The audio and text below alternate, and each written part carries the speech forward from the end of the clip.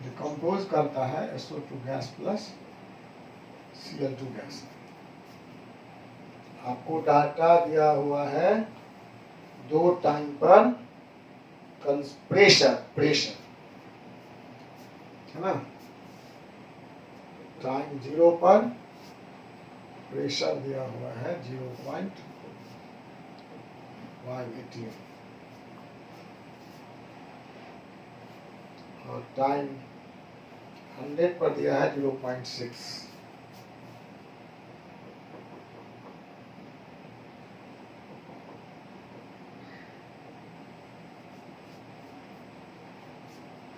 पूछ रहा calculate the rate when total pressure is 0.65. Calculate rate when P equal to 0.65 atm.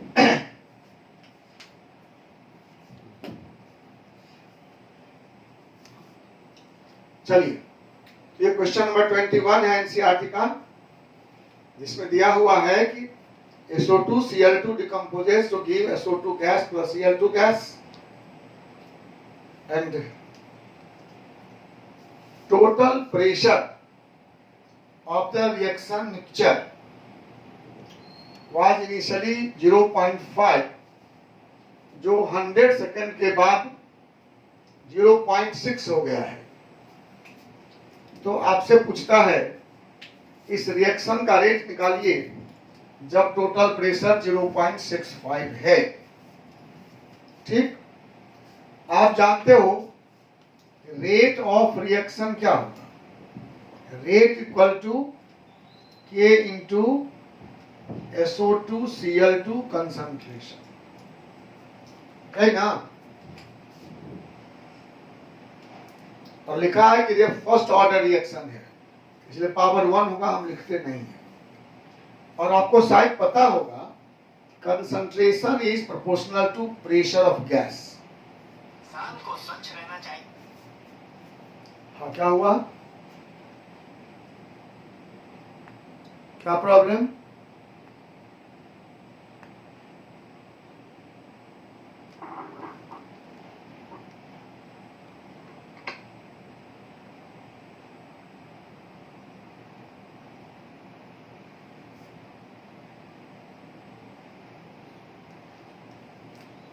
दिख रहा है?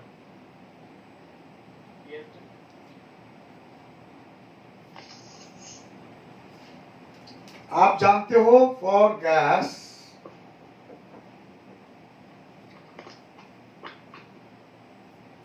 PV equal to nRT, equation of state for ideal gas. PV equal to nRT, so P equal to N by VRT होगा।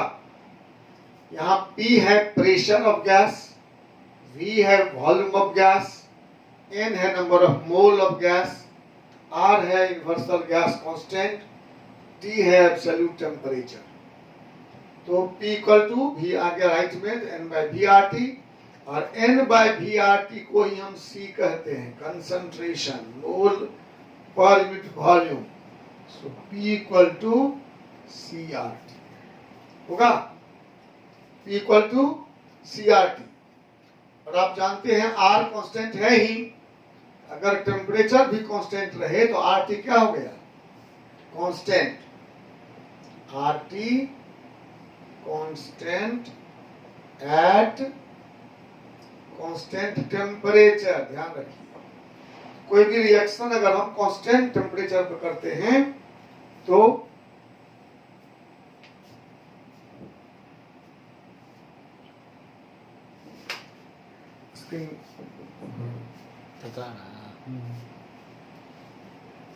अगर हम कोई reaction करते हैं तो नॉर्मली टेम्परेचर कांस्टेंट ही रहता है। आगे देखो, आगे रख देखो ना पहले,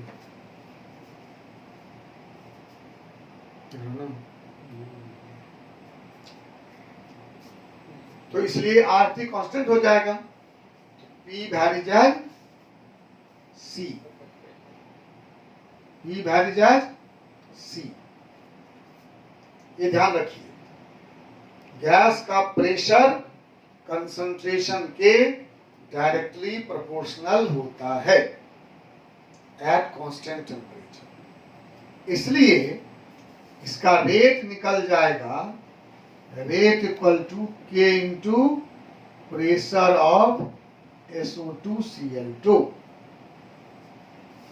जिस टाइम पर रेट निकालना हो उस टाइम पर K को मल्टीप्लाई कर दो प्रेशर ऑफ SO2Cl2 से। ठीक है, rate equal to pressure of SO2Cl2। अब आप सोचिए कि आपको SO2Cl2 का प्रेशर दिया हुआ है, कभी दिख रहा है? कहां पर दिख रहा है? 0.5 और 0.6। ये SO2Cl2 का प्रेशर है। ये पूरे रिएक्टर का प्रेशर। हाँ, आपको चाहिए किसका प्रेशर? SO2 SO2Cl2 का। इसीलिए सवाल को मैंने लिया कि इसमें हम आपको ऐसा क्वेश्चन रहेगा तो आप कैसे बनाइएगा। ठीक है, तो देखिए ये है इनिशियल प्रेशर, ये तो R0 पक्का है, इसमें कोई डाउट नहीं है। और ये जो P है ये टोटल प्रेशर है। 100 सेकेंड के बाद जब रिएक्शन स्टार्ट किया तो केवल SO2Cl2 था। ये प्रेशर इनिशियल है SO2Cl2 का, it can be taken as R0, ये तो पक्का है। लेकिन ये R नहीं है, ये 100 सेकेंड के बाद टोटल कितना प्रेशर उस मिक्सचर का हो गया वो है। इसको देखिए हम कैसे आपके लिए सॉल्व करते हैं। SO2Cl2 gas gives you SO2 gas plus Cl2 gas, सब गैस है। तो when T इक्वल टू 0 तो ये मान लीजिए था T0, मान लेते हैं ये था 0, ये था 0। हम मान लिए कि जब स्टार्ट किए तो इसी का प्रेशर था, प्रोडक्ट तो था ही नहीं। हमारा हो गया P0 इक्वल टू 0.5। आई बात समझ में? T0 पर हमारे पास प्रोडक्ट नहीं था, तो जो प्रेशर है वो रिएक्टेंट का। अब T इक्वल टू जब 100 सेकेंड हो गया तब इसमें से मान लो P डिकम्पोज कर गया होगा। जो SO2Cl2 डिकम्पोज किया उसका प्रेशर P था, तो इसका P घट जाएगा और ये P हो जाएगा, ये P हो जाएगा। कैसे समझे PP हो जाएगा? इक्वेशन कहता है कि 1 मोल SO2Cl2 डिकम्पोज करेगा, 1 मोल SO2 और 1 मोल Cl2 बनेगा। ठीक है, इसलिए अगर मान लो यहाँ 2SO2 लिखा होता तो ये 2P हो जाता। इस सवाल में ऐसा होगा, ध्यान रखिएगा, सब में बराबर नहीं होगा, डिपेंड करता है कि इसके कितने मोल से कितना कितना मोल बनता है। अगर मान लो होता यहाँ पर 2SO2, यहाँ पर हाफ Cl2, ये लेते हम 2P लेते P/2, है ना। इस क्वेश्चन में 1 मोल से 1 मोल बनता है, 1 मोल बनता है, इसलिए इसका अगर P घटेगा इसका P बनेगा, इसका P बनेगा। तो ये जो 100 सेकेंड पर दिया हुआ है ये क्या है? ये है P0 minus P plus P plus P, P0 minus P plus P plus P, कितना हो गया? P0 प्लस P बराबर 0.6 होगा। होगा ना? तो अब इसे P निकाल लो। 0.5 प्लस P बराबर 0.60, P कितना हुआ? 0.60 माइनस 0.50 बराबर 0.1। कोई दिक्कत? तो 100 सेकेंड टाइम पर कितना SO2Cl2 था? P not minus P, P not minus P कितना हुआ? 0.5 माइनस 0.1 बराबर 0.4। इसको समझिए बढ़िया से, तो पूछिए हमसे, ठीक है? तो P0 बराबर था 0.5 ATM और ये हुआ 0.4 ATM। अब हम इस रिएक्शन का K निकाल सकते हैं। K equal to 2.303 by T log base 10 R not by R 0.5 by 0.4। R not क्या होता है? इनिशियल कंसंट्रेशन, हम लिए इनिशियल प्रेशर। R क्या होता है? कंसंट्रेशन एट टाइम T, तो हम लिए प्रेशर एट टाइम T, है ना? R नॉट बाय R के बदला में हम P नॉट बाय P ले सकते हैं, बिकॉज दिखाया आपको हमने concentration is proportional to pressure of gas. इसलिए जहां भी फॉर्मूला है R नॉट बाय R, वहां हम P नॉट बाय P ले सकते हैं। तो K1 बराबर हो जाएगा 2.303 बाय 100 log base 10 5 by 4। आपको log टेबल दिया रहेगा, इसमें log 5 का मान दिया रहेगा, 4 का भी दिया रहेगा। वैसे आप जान सकते हैं log 5 का वैल्यू होता है 0.6990 और log 4 का होता है 0.6020। इसको मिटाएं, इसको मिटा दें। Yes sir. ये एक टाइप का प्रॉब्लम है, प्रेशर ऑफ गैस जब दिया रहेगा तो कैसे बनाएंगे, इसीलिए हमने चुना आपके लिए इस टाइप का प्रॉब्लम कितने आसानी से आप बना सकते हैं। log 5 होता है 0.6990 और log 4 होता है 0.6020। ठीक है? तो आप ऐसे कर सकते हैं, log 5 by 4 को कर सकते हैं log 5 minus log 4 कर सकते हैं। हाँ, log m by n होता है log m minus log n। हम लिख सकते हैं इसको log 5 minus log 4 0.6990 minus 0.6020। कितना हो गया?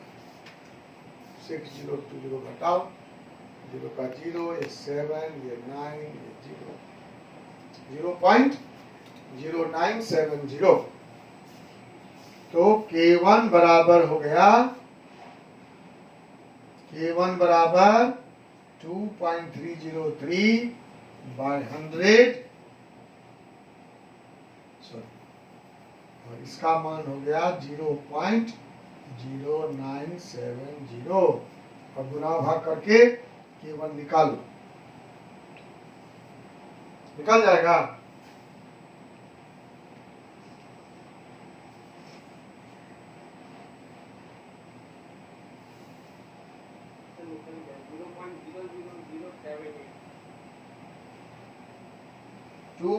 टू 10 पावर -3 आया है, 2.2 10 पावर -3 लिख लीजिएगा आप लोग। वैल्यू है 2.2 इंटू 10 पावर -3 सेकेंड इनवर्स। इसको वेरीफाई कर देना। ये K1 निकल गया, अभी खत्म नहीं हुआ है, हमको तो रेट निकालना है, हम तो सिर्फ K का वैल्यू निकाले हैं। एक बार फिर से हमको PSO2Cl2 निकालना पड़ेगा, है ना? PSO2Cl2 निकालना पड़ेगा। अगर टाइम दिया होता, कहता उस टाइम पर रेट निकालिए, तब तो निकाल देते इसी से, लेकिन वो नहीं है। तो हमको फिर से हम इसको मिटाते हैं। समझ गए सब आप? क्या कहीं दिक्कत है तो बोलिए। किसी को कहीं पर डाउट है? नहीं है। लॉग का वैल्यू आपको दिया रहेगा, नहीं तो लॉग टेबल दिया रहेगा। आप लॉग टेबल सीख लीजिए, देखना नहीं आता है तो। वैसे मोस्ट प्रॉब्लम में लॉग ही दिया रहेगा, सवाल में ही लिखा रहता है लॉग का मान इतना है। आप लॉग का वैल्यू याद करेंगे, ऐसी आपसे उम्मीद नहीं की जाती है। इसको मिटाएं। के का मान निकाल लिया आपने। अब हमको रेट ऑफ रिएक्शन निकालना है। फिर वहीं से स्टार्ट होगा। जब t 0 था, ये 0.5 था, ये 0 था, ये 0 था। तो एक समय है, समय नहीं दिया हुआ है, जब 0.5 माइनस P, ये भी P, ये भी P, ये बराबर हुआ 0.5 minus P plus P plus P बराबर है 0.65। 0.5 प्लस P बराबर 0.65, P बराबर 0.65 माइनस 0.5 बराबर 0.1। ध्यान दीजिए, सवाल में कहता है कि रेट ऑफ रिएक्शन निकालो जब टोटल प्रेशर 0.65 है। लेकिन सवाल पर ध्यान रखना, अगर कभी किसी सवाल में रिएक्टेंट का ही प्रेशर दिया रहता है, तो जब रिएक्टेंट का दिया रहेगा तो हम ये खेल नहीं करेंगे, तो सीधे मान देकर निकाल देंगे। ये कहता है total pressure of the reaction mixture. Total pressure 0.65 कब होगा? कुछ समय के बाद। तो हमने मान लिया कुछ समय में इसका प्रेशर P घट गया, तो 0.5 पहले था, 0.5 माइनस P हो गया। इसका अगर P घट गया तो इसका P बना, इसका P बना। बताया तभी आपको, इक्वेशन कहता है कि एक मोल से एक मोल बनता है, इसलिए P से P बनेगा। इस समय में दिया हुआ है pressure 0.65। 0.5 minus P plus P plus P बराबर 0.65। इससे हम P निकाल लिए। अब हमको ये निकालना है, ये कितना है? 0.5 माइनस 0.15 बराबर 0.35। ठीक है। इस समय में हमको रेट ऑफ रिएक्शन निकालना है, तो रेट बराबर कितना? ये आया था 2.2 into 10 power minus 3 second inverse into 0.35 ATM हो गया। गुना कर दो, तुमको रेट निकल गया। ठीक है, यही था 21 नंबर प्रॉब्लम।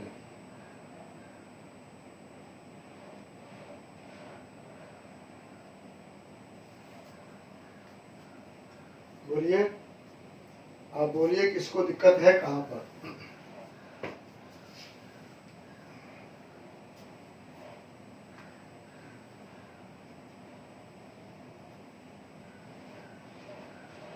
बोलो भाई, किसी को दिक्कत है तो बोलो। एक टाइप का प्रॉब्लम हुआ जब टोटल प्रेशर दिया रहेगा। ऐसा सवाल पूछता भी है बोर्ड में भी। बना देंगे ना? अब आप लोग बोलिए कौन सवाल बोल रहे थे?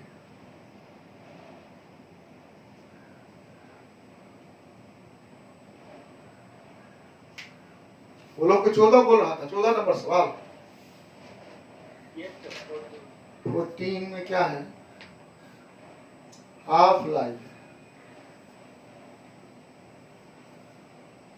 आसान है, इसी का प्रॉब्लम है। R0 100, R 80।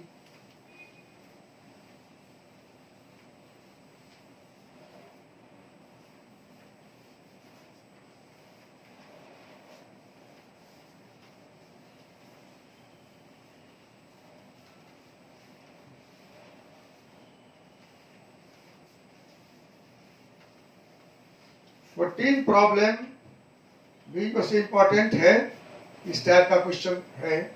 इसे हम लोग कहते हैं कार्बन डेटिंग। कार्बन डेटिंग का नाम सुने हैं? इससे हम किसी भी फॉसिल का लाइफ निकालते हैं। तो C14 है, half life of C14 is 5730 years. C14 का T हाफ दिया हुआ है 5730 years. An archaeological artifact containing wood had only 80% of the C14 in a living tree. कहता है इसमें जो कार्बन 14 की एक्टिविटी है वह 80% ऑफ द लिविंग ट्री। मतलब क्या हुआ कि अगर लिविंग ट्री में एक्टिविटी 100 था तो इस सैंपल में कितना है? कितना है? 80। 80% मतलब 100 में 80। अब देखिए इसके पीछे का थ्योरी क्या है। थ्योरी है कि कोई प्लांट है, वो प्लांट फोटोसिंथेसिस करता है। मालूम है आपको? फोटोसिंथेसिस में वो एयर से कार्बन डाइऑक्साइड, अर्थ से वाटर लेता है और सनलाइट के प्रेजेंस में क्लोरोफिल कैटलिस्ट के कारण फोटोसिंथेसिस कर कार्बोहाइड्रेट का निर्माण करता है।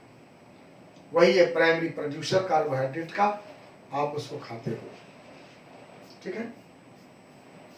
तो वो जो कार्बन डाइऑक्साइड लेता है एयर से, उस एयर में C12 भी रहता है और C14 भी रहता है।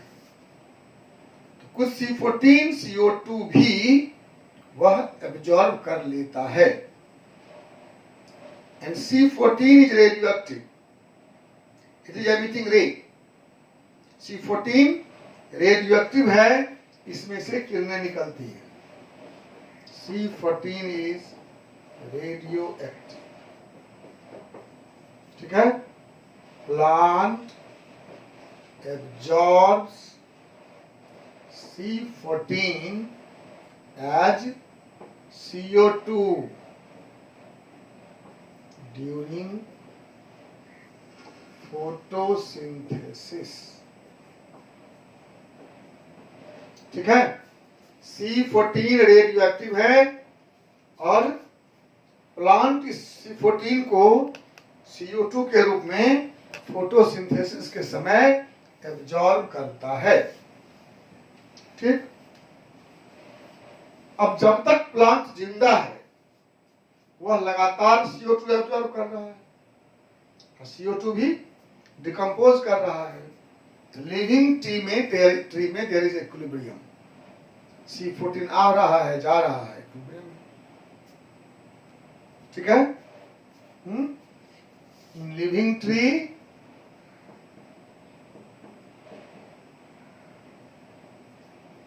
The plant C14 is in equilibrium।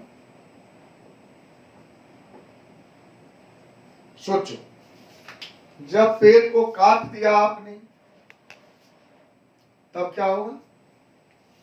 Photosynthesis बंद हो गया। When tree is cut,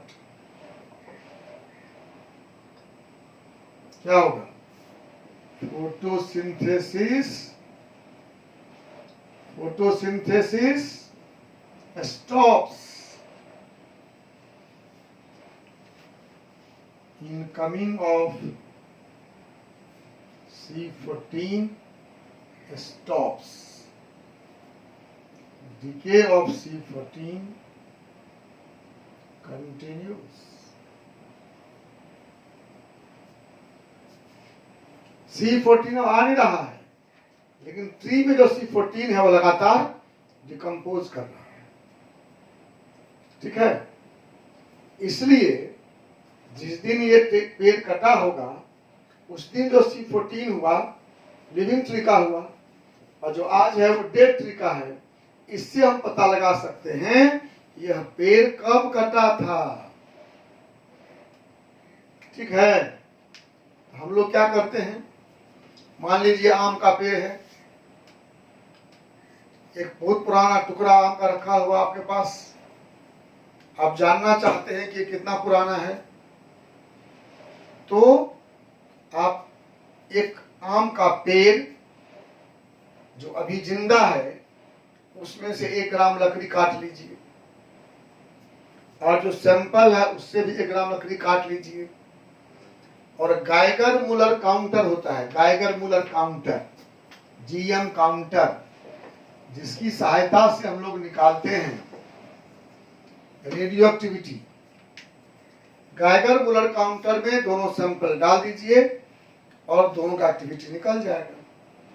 हम ये मान के चलते हैं ये जो अभी आम का पेड़ जिंदा है,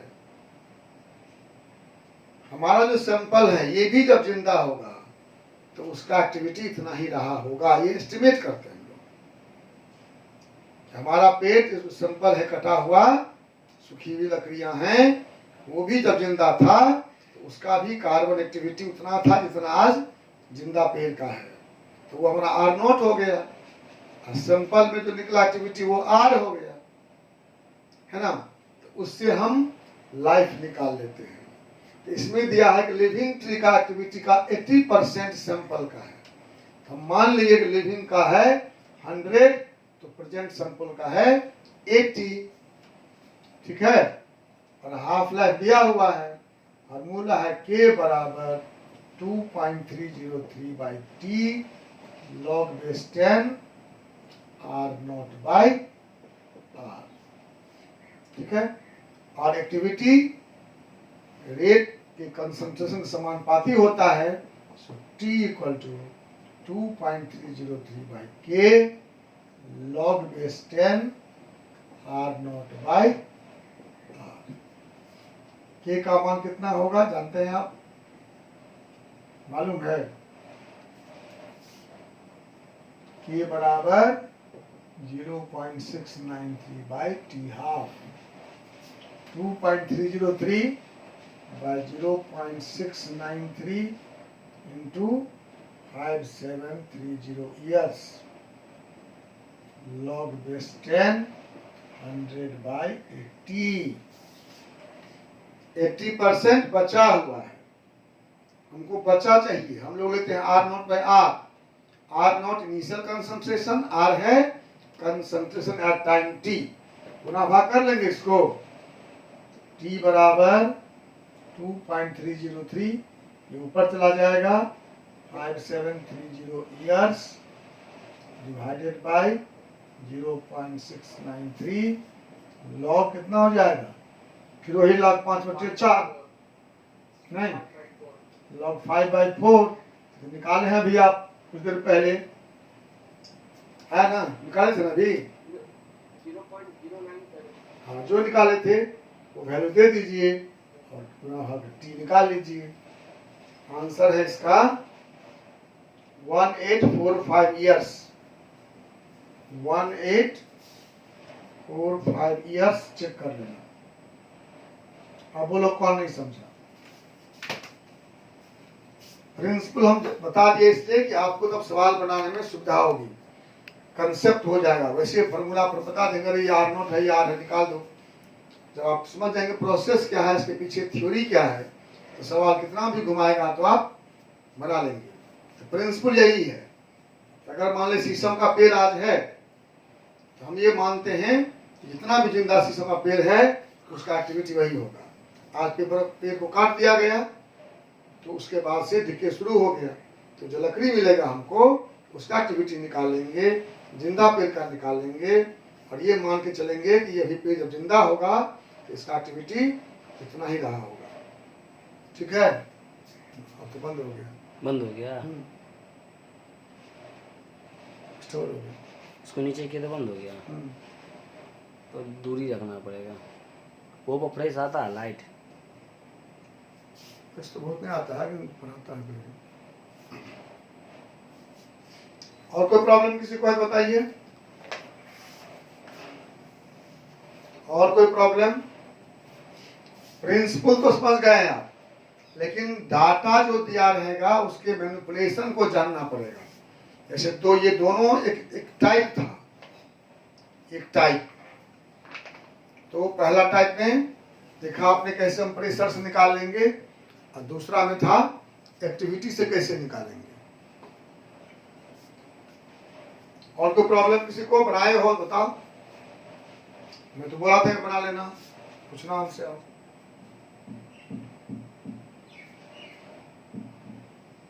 नहीं,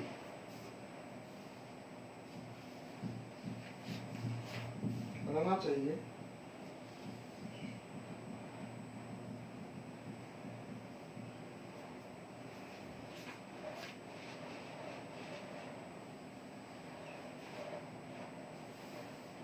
एनर्जी ऑफ एक्टिवेशन बना है वो सवाल आप लोग?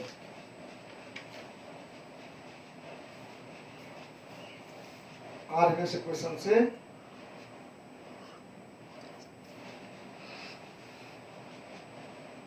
एक सवाल बनाइए। शो दैट, क्वेश्चन है show that time required for 99% completion of a reaction is twice that of time required for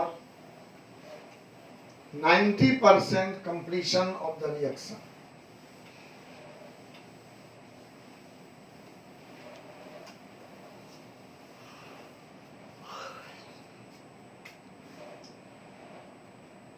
So that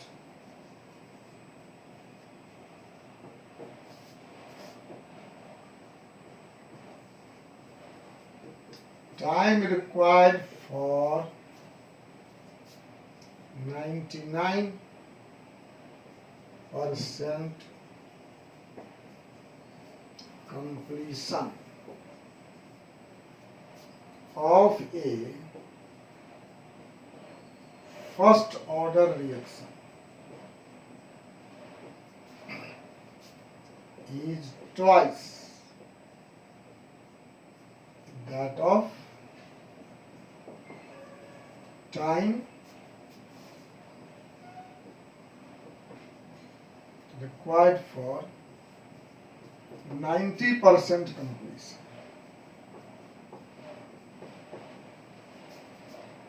of the reaction.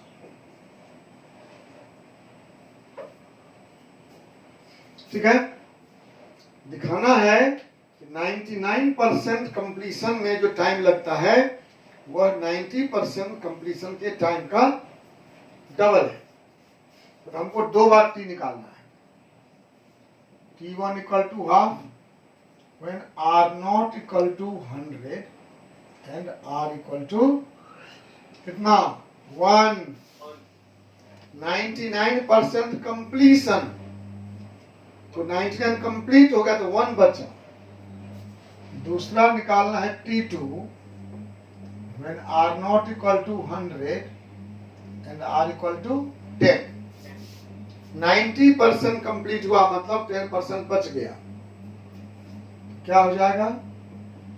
T1 equal to 2.303 by K1 log base 10 100 by 1। T2 equal to 2.303 by K1 log base 10 100 by 10। सही ना? तो T1 by T2 कितना हुआ? 2.303 by K1 log base 10 100 divided by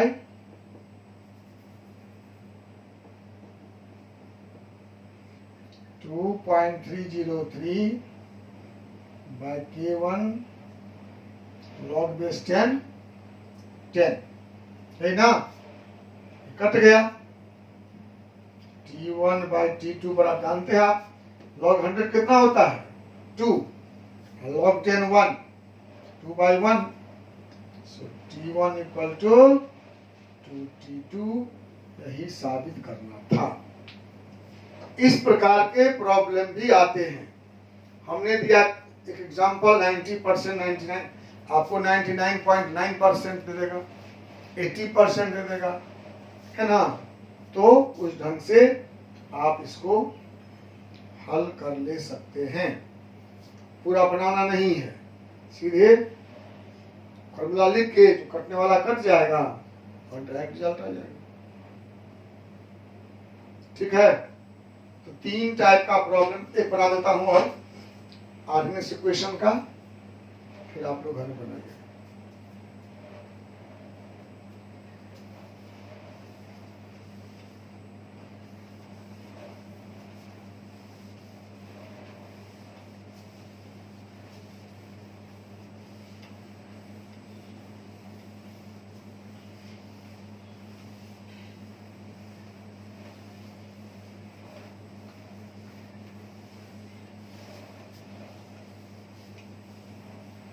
एक दिन और time रखता हूं मैं प्रॉब्लम पूछने के लिए, उसके बाद टेस्ट लूंगा। क्या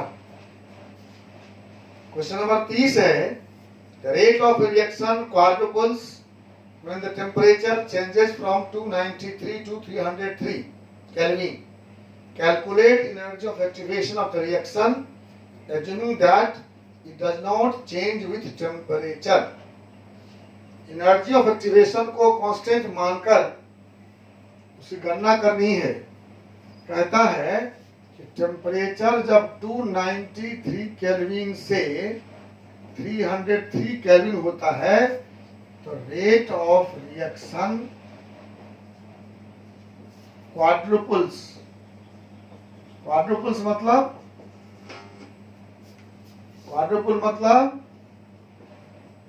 4 गुना बढ़ जाता है। डबल हुआ 2 गुना, ट्रिपल 3 गुना और क्वाड्रुपल मतलब 4 गुना। तो आपको निकालना है एनर्जी ऑफ एक्टिवेशन। मतलब क्या हुआ, अगर रेट एट 293 केल्विन मान लो R है, रेट एट 303 केल्विन 4R हो जाएगा। रेट ऑफ रिएक्शन 4 गुना बढ़ जाता है। टेम्परेचर 293 से अगर 303 हो गया तो टेम्परेचर 4 गुना बढ़ जाता है, सॉरी रेट ऑफ रिएक्शन 4 गुना बढ़ जाता है। हमारा फॉर्मूला है log base 10 K2 by K1 equal to EA by 2.303 R log base 10 1 by T1 minus 1 by T2। यही है ना, आर्गनेस का इक्वेशन यही है ना। log K2 by K1 बराबर EA by 2.303 R log base 10 1 by T1 minus 1 by T2, यही है आर्हेनियस इक्वेशन।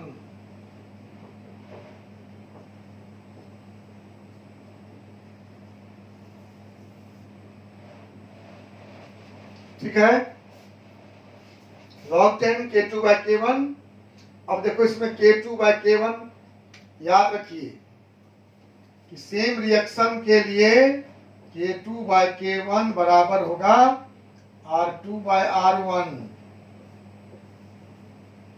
होगा ना। आपने क्या पढ़ा है, rate equal to K into concentration power N। अगर सेम रिएक्शन है तो क्या होगा, उसका सेम रिएक्शन है तो क्या होगा,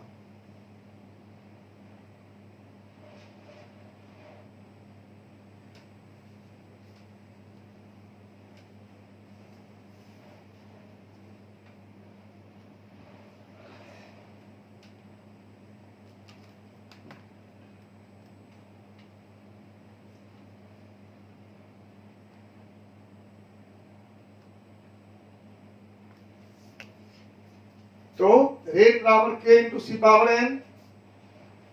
दो टेम्परेचर पर R1 बराबर K1 इंटू सी पावर एन, R2 बराबर K into C2 power N होगा ना। तो अगर दो एक ही रिएक्शन को हम सेम कंसंट्रेशन है, दो टेम्परेचर कराते हैं, तो ये रिलेशन सी सेम रहेगा।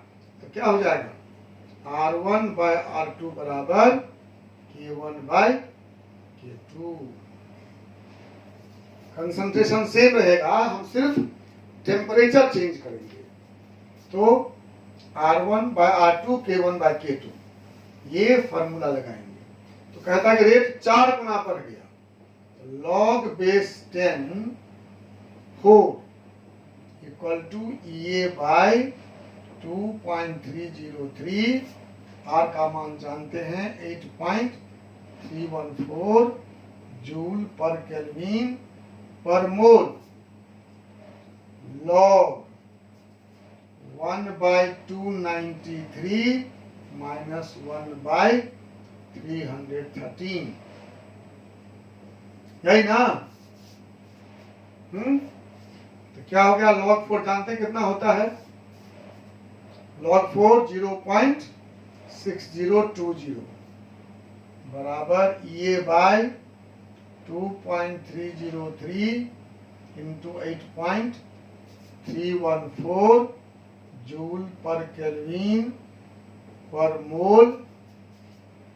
log बेस 10 कितना हो जाएगा, 313 माइनस 293 बट्टे 313 गुने 293। अब इसको आप हल कर लेंगे, इसका आंसर आएगा 52.86। ये बराबर 52.86 किलो जूल। ये गुना भाग करके निकाल लीजिएगा, ठीक है। तो हम 4 टाइप का प्रॉब्लम बना दिए। अब आपको घर में बनाना है, जो नहीं बनेगा वो हमसे पूछना है, ठीक है। आप पूरा कंप्लीट सब सवाल को अच्छा से अपने से हम जो बताए मेथड उससे बनाओ, देखो, समझो। जो नहीं समझे वो कमेंट बॉक्स में लिखो, ठीक है ना। कमेंट में लिख दो कि यहाँ पर नहीं समझे, मैं बता दूंगा। लेकिन पूरा वीडियो को पढ़ो अच्छा से, और अच्छा लगता है तो लाइक करो, कुछ लगता है गड़बड़ है तो कमेंट में लिखो, और उसको सब्सक्राइब करो और अपने फ्रेंड्स को फॉरवर्ड करो। अपना जितना भी ग्रुप है उसमें भेजो, ताकि अधिकांश बच्चे इसका लाभ उठा सकें। उससे मुझे खुशी होगी, मैं और भी ज़्यादा प्रॉब्लम सॉल्व कर दूंगा, ठीक है। Thank you very much.